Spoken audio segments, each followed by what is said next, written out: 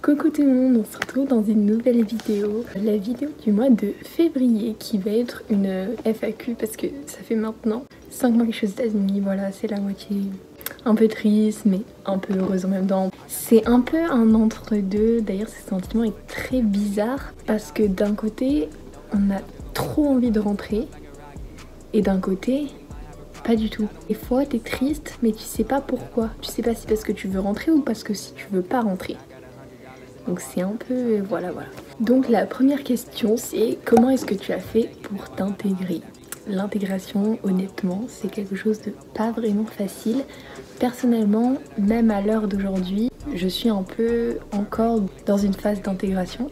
Pour me faire des amis, j'avais mes amis du coup étudiants d'échange que j'ai découvert à travers les réseaux sociaux. Il y a mon amie Julie, la française qui est dans mon lycée que vous connaissez tous. Il y a mon amie Bianca avec qui j'ai fait ma dernière vidéo, qui est italienne, qui va dans un autre lycée avec une fille qui s'appelle Emma, qui vient de Norvège. Elles vont toutes les deux dans un autre lycée pas très loin de chez moi. Donc c'est vraiment pratique parce qu'on se voit assez souvent.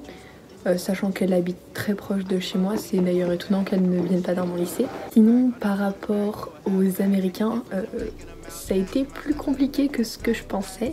Pour se faire des amis, j'ai toujours un peu de mal parce que je sais pas qui sont les vrais des faux. Et les sports ça aide. Donc j'ai parlé du cheerleading dans un petit moment, mais je sais que là j'ai rencontré déjà des filles pour mon prochain sport qui va être le lacrosse. Voilà, je vais essayer le lacrosse. J'ai mes try-out le 5 avril, voilà, donc j'ai rencontré quelques personnes. Ça dépend vraiment des gens, il faut faire attention à ne pas trop s'attacher à certaines personnes, mais je pense qu'une fois que vous avez trouvé la bonne personne qui peut vous intégrer dans un groupe d'amis, vous êtes bien.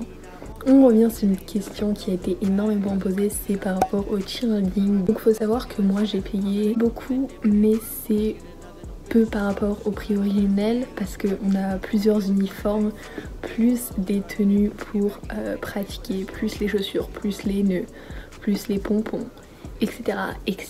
plus les frais d'activité.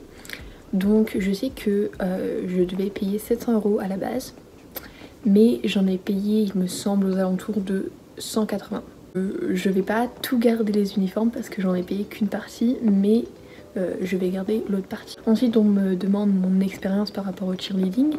Donc j'avais fait 11 ans de danse, c'est la seule expérience que j'avais techniquement parce que j'avais jamais fait de cheerleading en France, il n'y en a pas dans ma ville. Mais il faut savoir que si vous êtes dans un lycée qui n'est pas très compétitif, vous avez toutes vos chances de rentrer. Il faut juste montrer que vous êtes motivé, que vous pouvez apporter de la bonne humeur au groupe. Et il faut surtout être très droite. On me demande aussi si j'ai aimé, donc je vais pas vous mentir, j'étais un petit peu déçue, c'était pas l'expérience à laquelle je m'attendais, mais je pense que toutes les cheerleaders de mon équipe ont été déçues par cette saison et apparemment par les saisons précédentes, c'est ce qu'elles m'ont raconté. Pour vous donner un exemple, la saison d'automne, on était une vingtaine. Et maintenant par match on est de 5 à 8 personnes. Il y en a énormément qui ont quitté le groupe, voilà, c'est suite je pense à un coaching qui n'est pas excellent. Donc voilà, j'ai été un peu déçue mais je regrette quand même pas d'avoir participé à ce programme parce que ça m'a permis d'aller au match de football, au match de hockey, au match de basket, etc. So the next question is about my English level. So I will speak English to make you have an idea of my accent, my vocabulary, my grammar, etc. My two last videos were in English, so you might know a little bit how I speak. I think you can just make your opinion on it and tell me. Ensuite on me demande de ma famille d'accueil beaucoup, donc j'ai une mère d'accueil, un père d'accueil et un frère d'accueil qui a 14 ans, c'est un freshman. Et est-ce que j'ai du mal à communiquer avec eux? Alors je pense que je n'ai jamais eu de difficultés énormes à communiquer avec eux, excepté sur certains mots que je savais pas dire, donc soit je traduisais, soit je leur montrais. soit ils comprennent directement ce que je voulais dire. Donc voilà, mais sinon j'ai jamais eu de difficulté à parler et à communiquer avec eux. On me demande aussi comment ça se passe au lycée vu que je suis française, donc je pense que ça dépend de chaque lycée et de chaque personne. Moi j'ai décidé de dire à certains profs que j'étais française, certains l'ont remarqué, certains ils l'ont remarqué beaucoup plus tard. Donc je pense que ça dépend de vous. On me demande aussi quelle classe du coup j'ai pris, je vais vous dire à l'ensemble de l'année parce qu'il y a certaines classes que j'ai pris 2 trimestres. Donc j'ai pris anglais, maths, Globetrotter, donc c'est un mélange de histoire et d'anglais. Ça se rapproche un peu de ma spé que je vais avoir l'année prochaine, anglais monde contemporain. Ensuite j'ai volleyball, strength training, j'arrive très mal à prononcer ce mot, c'est musculation, dessin, peinture, histoire des États-Unis, fashion et yearbook.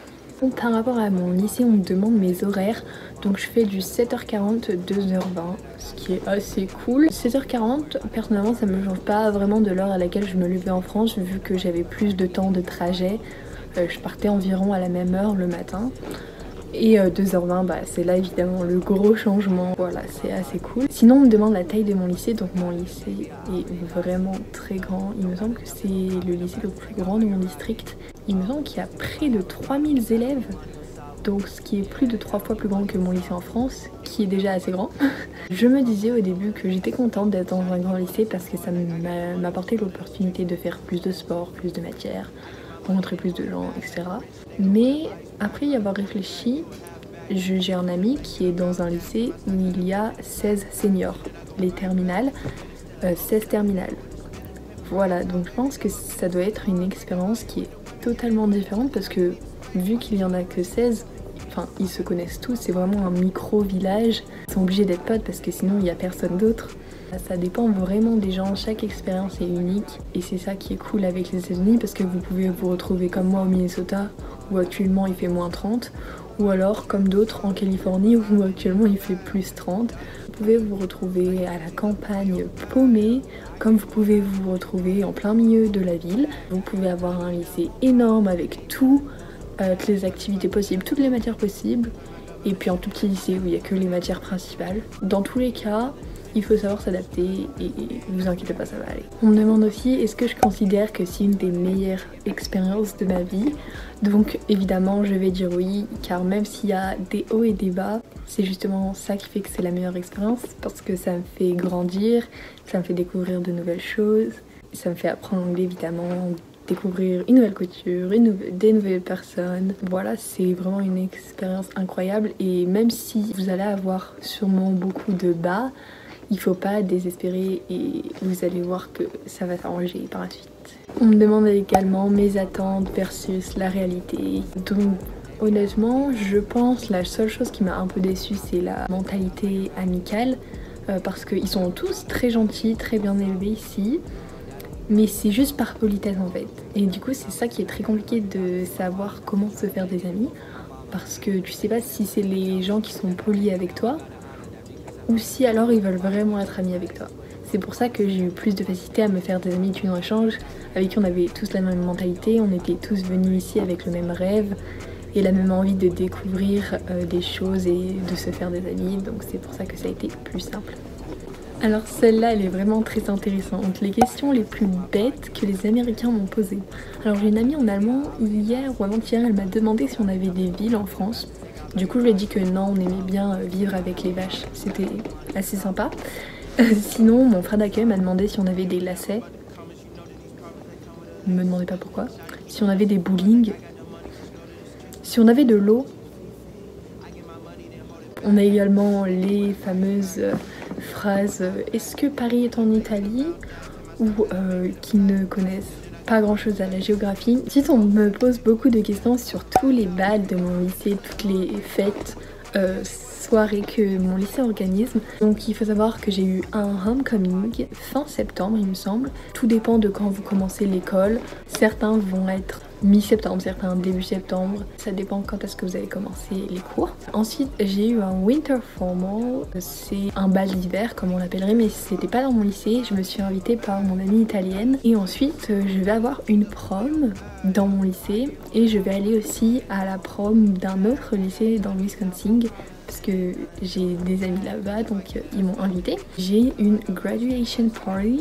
Après qu'on aura fini de faire la cérémonie, un bus nous conduira directement dans une salle des fêtes, mais avec des jeux, des bowling, des arcades, etc. Et c'est une fête qui dure toute la nuit jusqu'à 5 h du matin, contrairement au bal, prom, homecoming, winter formal qui dure jusqu'à 10 h, 11 h du soir. Là, c'est une fête vraiment toute la nuit où tu dors pas, tu fais nuit blanche, tu restes avec tous les seniors. Contrairement à prom qui est pour juniors et seniors, et homecoming et winter formal qui sont pour toutes les classes. Et enfin, je vais répondre aux questions basiques. Avec quel organisme je suis partie? ISPA. Mon organisme américain, c'est AUSA. Quel âge j'ai et à quelle année de mon lycée je suis partie? J'ai bientôt 18 ans et je suis partie entre ma première et ma terminale. On m'a aussi demandé est-ce que j'ai choisi Minnesota? Non, c'est le hasard. Combien d'heures de décalage il y a entre la France et le Minnesota? Il y a 7 heures de décalage, voilà, donc on essaie de s'adapter comme on peut. Voilà, c'est la fin de cette vidéo, j'espère qu'elle vous aura plu. C'était ma vidéo du mois de février. J'espère que j'ai répondu à toutes vos questions et je vous souhaite une bonne journée. Bye!